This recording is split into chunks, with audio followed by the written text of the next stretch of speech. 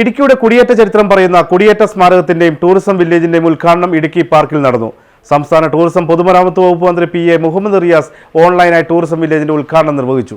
കേരളത്തിന്റെ വിനോദസഞ്ചാര മേഖലയ്ക്ക് കരുത്തു പകരുവാൻ പുതിയ പദ്ധതികൾ പ്രയോജനപ്പെടുമെന്ന് മന്ത്രി PA മുഹമ്മദ് റിയാസ് പറഞ്ഞു.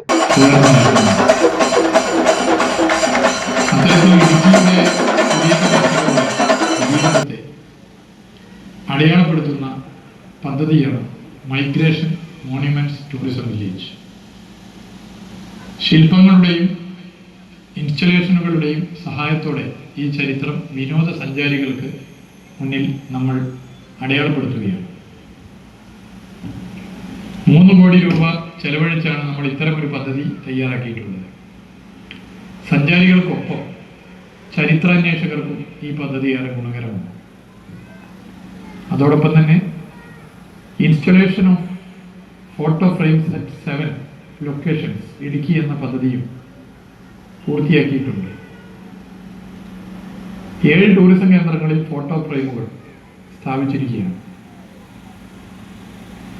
സഞ്ചാരികളെ കൂടുതൽ ആകർഷിക്കുവാൻ കഴിയുന്ന തരത്തിലാണ് ഈ പദ്ധതിയും ആവിഷ്കരിച്ചിരിക്കുന്നത്.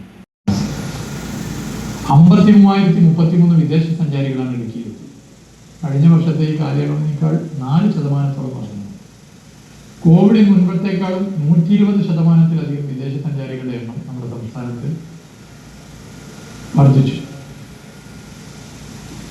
ഇവിടെ നമ്മൾ എടുത്ത് പരിശോധിച്ചാൽ ഇടുക്കി എല്ലാ നിലയിലും ചരിത്രം സൃഷ്ടിച്ചിരിക്കുകയാണ്. അതായത് സംസ്ഥാനത്ത് വിദേശ സഞ്ചാരികളുടെ എണ്ണത്തിന്റെ വർധനവിനേക്കാൾ എത്രയോ മുന്നിൽ ഇടുക്കി ജില്ല വർധനമുണ്ടാക്കി എന്നുള്ളത് അതിന്റെ ഒരു ശരാശരി നോക്കിയാൽ കാണും.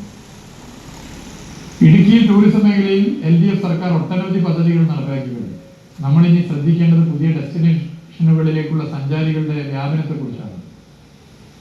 ഓവർ ടൂറിസം സംജാതമാകുമെന്ന് നമ്മൾ മനസ്സിലാക്കുന്നു.